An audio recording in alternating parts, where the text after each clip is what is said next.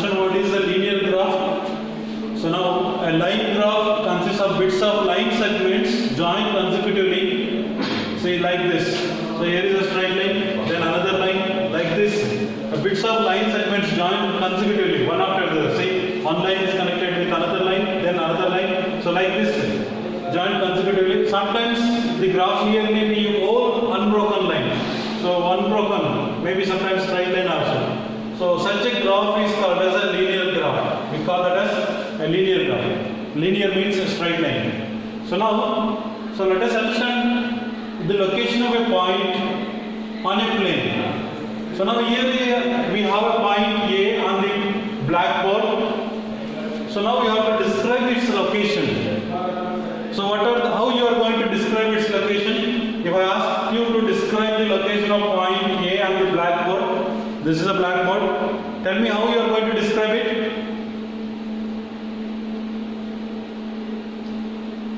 Tell me how you are going to...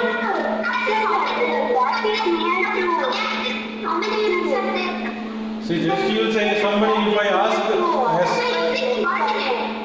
See, just look at this. If I ask somebody, then say they will say upper part of this board. Or somebody will say the left side of this. The possible answers are like this.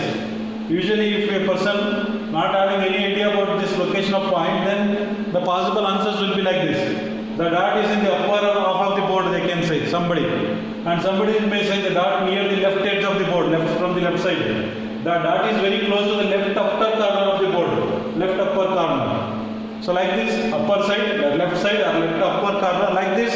These are the possible ways of answering. But if I say that, that will not determine its location. These answers, all these answers cannot fix the position of the dot. Exact position of the dot cannot be fixed by these statements. So then how you are going to describe? So now some student, if I ask one student, then she told, sir, measure the distance of the dot from the left edge. This is the left edge. Then measure the distance of the 90 centimeters, she measured it. From here to here it is 90 centimeter. So just if I say 90 centimeter from the left edge, this also will not fix its position. Because there are so many points. This also 90 centimeter, this also 90 centimeter. From the left edge, you can find infinite number of points at a 90 centimeter. This exact point cannot be determined by just saying this dot is 90 centimeter from the left edge. Okay. Okay, we will go to that line only, but exactly which point you cannot say, because at 90 centimeter from this line, we have infinite points on the board. So one point, so then this problem, then we modify this statement. Bottom. From that point to bottom. Yes, the modified statement. Then she changes the statement like this. The dot is 90 centimeter from the left edge. Okay, then we will get that line. And 160 centimeter from the bottom edge. 160 centimeter from the bottom edge. From here to here, if we join, this is 160 centimeter and this is 90 centimeter. Then this will determine the position of this dot. This is the exact location of the point. So we need two lines. One is from this vertical line, another one from this horizontal line. So what is the distance of this point from this vertical line? So that is 90 centimeter. What is the vertical distance from this horizontal means 90 centimeter. This will fix the position of the point. So this statement, this modified statement, we can write like this. First in the form of coordinates, we call this in brackets, small brackets. First distance 90 centimeter, distance from vertical line, left edge. And this 160, it is the distance from the bottom. So like this will determine the 2 points will determine the location of the point on a plane. Now my question is whether this 90, 60 instead of writing like that, if I write 160, 90 and 90, 60, whether they are same point or different points? Different points. See, this is from the vertical line. See, now if I draw a blackboard like this point 90 from here. So this is 90, then 160. This is the point. This distance is 90 and this distance is 160. This is, suppose if I take this point A, this will be point B. Point A. This is point B means 160. From here 160 means, then go up to here 160. There are, you will get infinite number of points, and then there 90. So you will get a distance of 90 centimeters. This is the point somewhere you will get. So now this point, it is 160 and this is 90. So they are different. This is point B, this is point A. They are totally different points. So 160, 90 cannot be same as 90, 160. This is the distance from the vertical line and this is the distance from the horizontal line. So vertical, left edge, this is from the bottom edge. So now let us see some interesting thing about this location of this point. In the 17th century, mathematician called as René Descartes noticed the movement of an insect near the corner of a ceiling.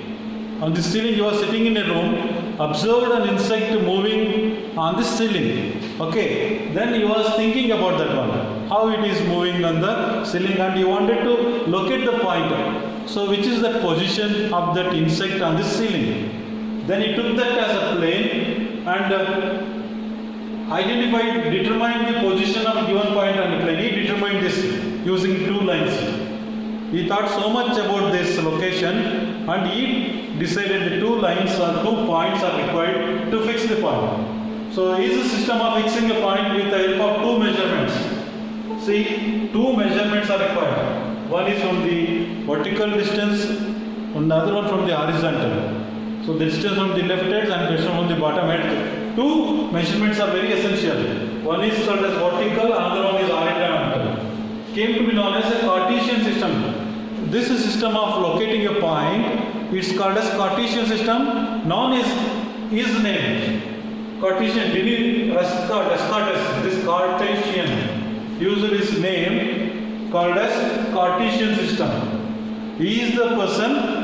He gave an idea to determine the location of a point. We need 2 measurements. One is vertical, other one is horizontal. So that will fix the position of the point. So the mathematician behind this is René Descartes. So then look at this. We call this as a coordinates. Horizontal line and this is vertical line. So you make a grids of this one at equal distances. So horizontal line, you can mark these points as 1, 2, 1 unit, 2 units, maybe centimeter, 1 centimeter, 2 centimeter, 3, 4, 5, 6, 7 like this. Grids you can make 1, 2, 3, 4, 5, 6, 7, 8, 9. So like this we can make a grid of this one. This is called as horizontal line and the horizontal line is called as x-axis. We call this as x-axis. Horizontal line we call this as x-axis. Remember this, x-axis. And the vertical line is called as y-axis. We call this as y-axis.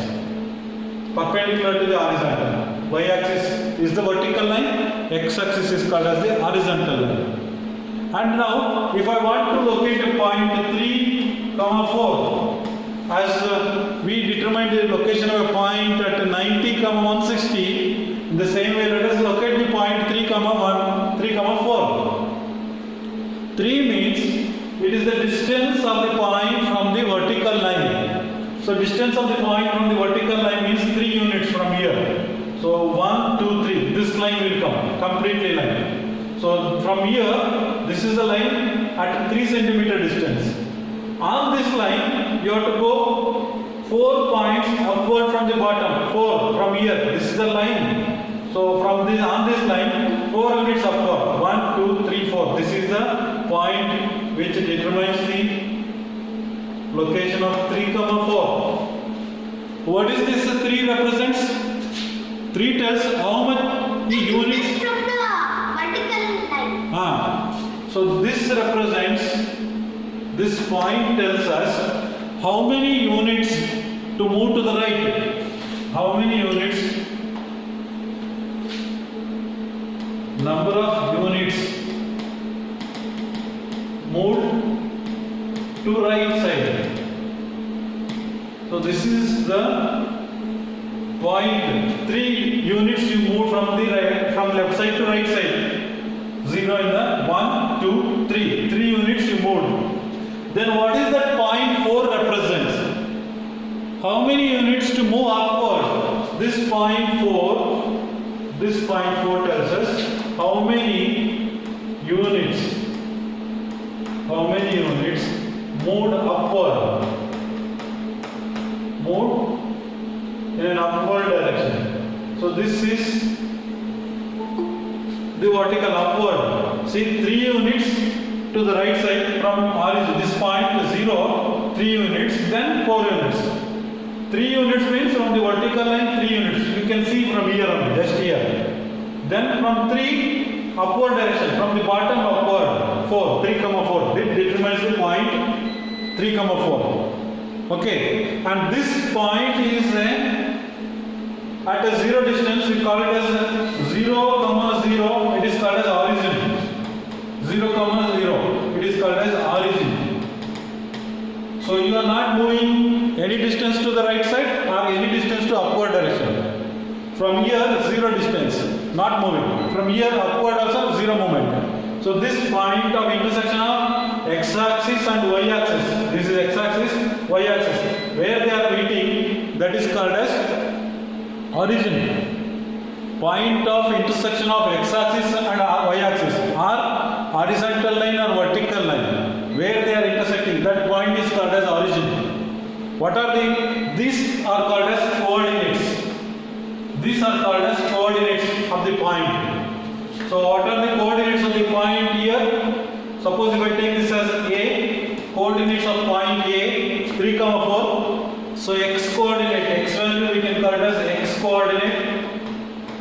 We call this as x coordinate, and that is 3. 3 represents x coordinate. Okay, here 3 represents x coordinate because on x axis you are moving 3 units on the x axis. So parallel to all these are parallel to x axis only. This line you are moving 3 units from this vertical line. So this 3, 4 I located the point. The 3 is the distance of this point from the vertical line, that is you are moving along x-axis, that is called as x coordinate. The first point we are writing in the bracket, that is called as x coordinate, x. And the second point, it is the distance of this point from the bottom line. From the bottom you are moving upward direction, so parallel to y-axis, therefore it is called as y coordinate. Here 0.4 represents the y coordinate. So we call this as y coordinate. So when you write a point on the plane, see point. So suppose if I write here, there is a point B, I wrote 90, 160. This 90 represents x coordinate and 160 represents y coordinate. So we write always in the form of like this small order pair. We call this inside the small bracket we write. So this represents x coordinate and this represents y coordinate. So x coordinate is nothing but the distance of the point from the vertical line. That means distance towards right side. Distance of the point from the vertical line. So y coordinate represents the distance of the point from the bottom line or from x-axis. Is it clear? Yes, sir. So now x-axis is called as horizontal axis, y-axis is called as vertical axis. Y-axis is called as vertical axis. This point x represents the distance of the point from the vertical axis. Distance x, I will write here x, y. So this x represents distance of this point from vertical axis. That means from y-axis. What is x coordinate? If I ask you what is x coordinate, what you will tell?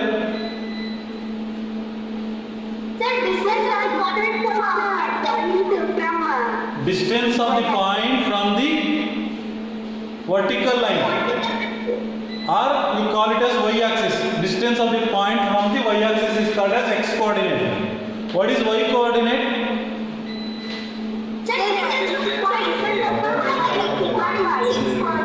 Distance of the point from the horizontal axis, that is x axis. So this is y coordinate, 4 units from the bottom line. 4 is called as y coordinate, 3 is called as x coordinate. So carefully remember what is x coordinate and what is y coordinate. So you can write like this, x coordinate. So you can divide like this, the distance of point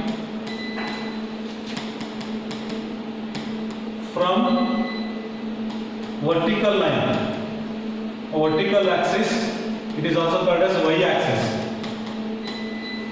And what is y coordinate? What is y coordinate? It is the distance of point from horizontal axis. It is nothing but x axis. So the points are always represented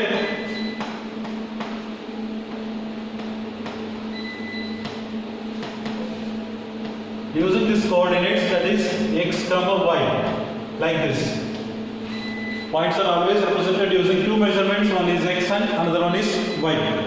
So that's all.